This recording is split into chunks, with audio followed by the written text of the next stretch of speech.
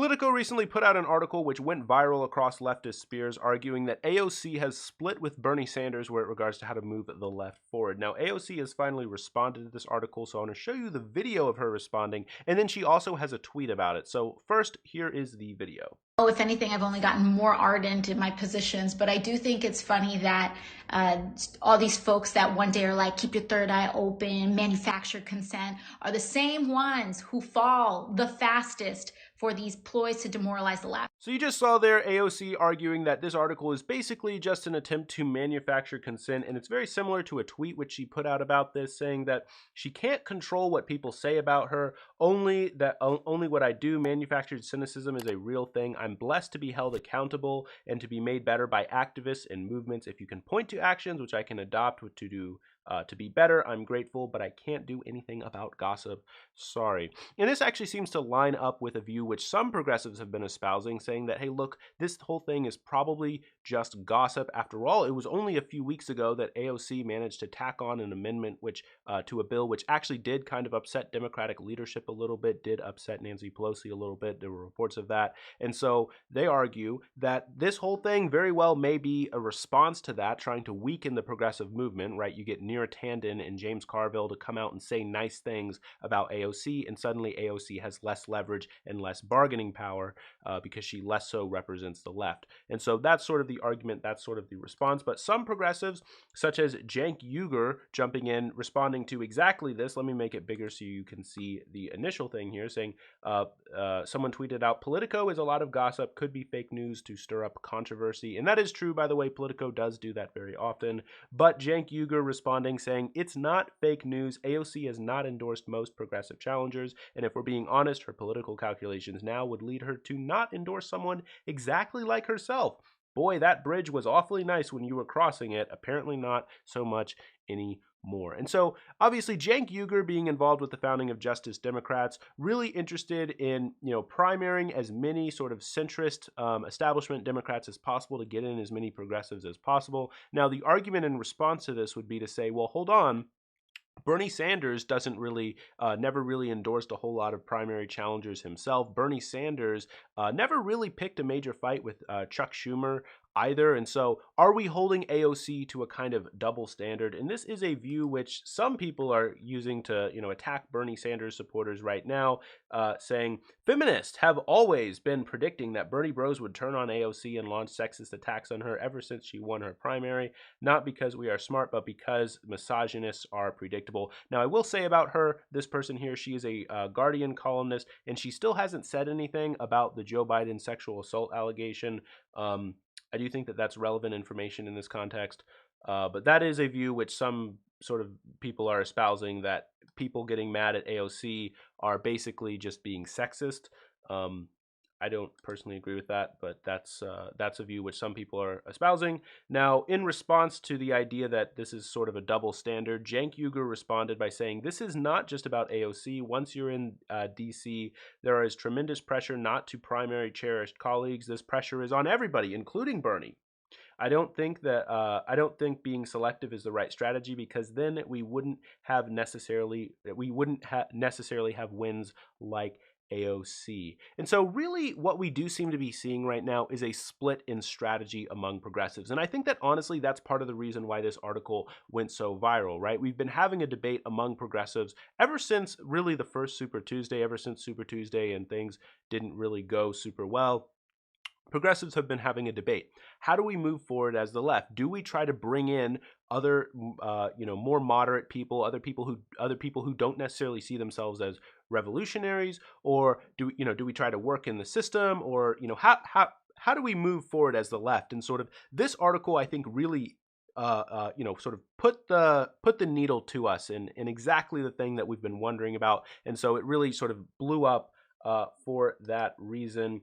One response, though, to Cenk Uygur, which some people have been saying, is learn from Bernie's mistakes, be like AOC, do not be like Cenk Uygur. Obviously, Cenk, the argument here being that Cenk is just upset that AOC didn't endorse him and that Cenk lost. And so, that's one argument which some people are espousing. Now, what's my view? look, here's my take on this whole thing. I think that it is very worrisome, is very troublesome that AOC got rid of a number of people who, were more progressive, more left-leaning, trying to push AOC in the right direction, and replace them with staffers who, worked for Kamala Harris campaign, worked for more centrist campaigns. That said, you could also turn around and say that actually, if you look at Bernie Sanders has also hired former Harry Reid staffers, and so you could take that argument and and be like, hey, there's a bit of a double standard here.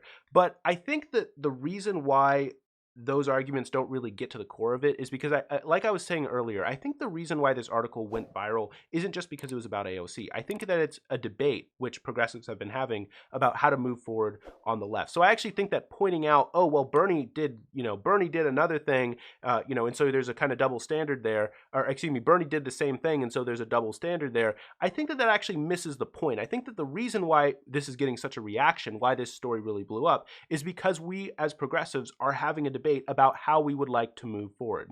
So let me put forward my sort of my 2 cents here.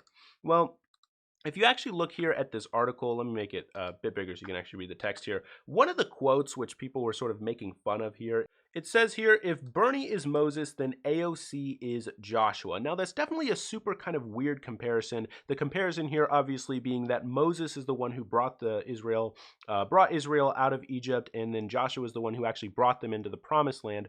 But you'll remember, though, the reason why Moses wasn't allowed to enter the Promised Land was because Moses had killed an Egyptian back in Egypt who was beating an Israeli slave, because Moses had an idea. Moses knew that he was going to be the one to free the people from slavery, and he tried to do it initially by killing people, and it was basically too radical. Now Joshua, on the other hand, brought people into Israel, but brought people into the Promised Land. But the interesting part about this is Joshua actually in many ways committed the same sin, because you'll remember Joshua led armies literally to kill people in Jericho, and he made democratic concessions after in Jericho, people wanted to loot Jericho, even though God had said, don't take anything, don't steal anything from the city. The city is yours, you need to conquer it, but you're not allowed to steal anything, not allowed to loot anything. And then in the next battle, Joshua allowed people to, loot, steal, rape, etc., because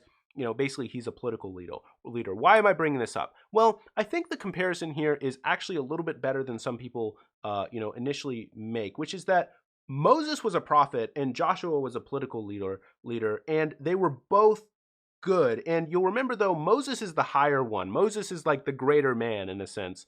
He's remembered by the people of Israel and, whatever, as being the greater man. And Joshua committed essentially the same acts, but he was allowed to enter the Promised Land because he was a political leader. I mean, maybe I'm, taking this comparison a little bit too far, but I think when it comes to the strategy for the left, when it comes to how to move forward as the left, I think one thing that we need to keep in mind is that politicians are not the solution. Politicians are not the answer to how to get things done. No major political movement has actually ever occurred without people on the ground protesting.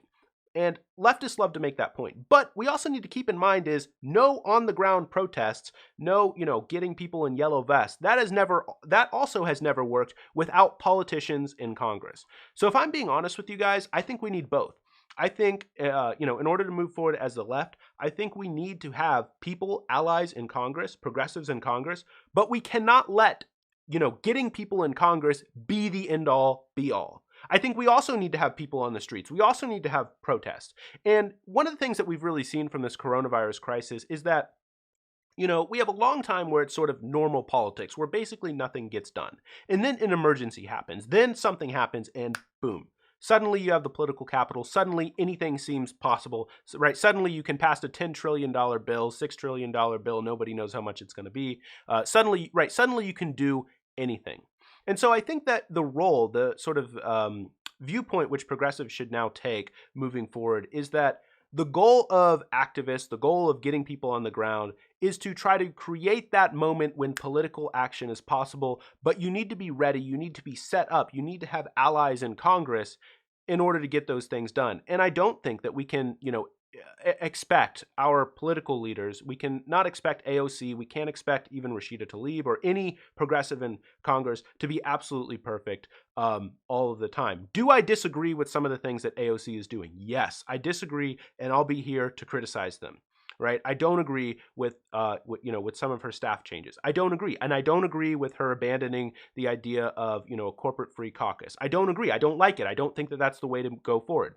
But I also understand that we need to have progressives in Congress who, if the political opportunity arises, will vote for Medicare for all. Right, so we can't just let people in Congress be the progressive movement. The question cannot be, okay, well, who are we going to put forward for president next time around? That's too limited. That's too narrow. We also need to be talking about how can we organize in our local communities to get specific and very narrow things done, in our communities and pressure our very local representatives to support progressive policies so that then they sort of feed up to governorships, et cetera, to tell them, hey, look, I'm interested in Medicare for all. This would benefit my community. This is what I want to see.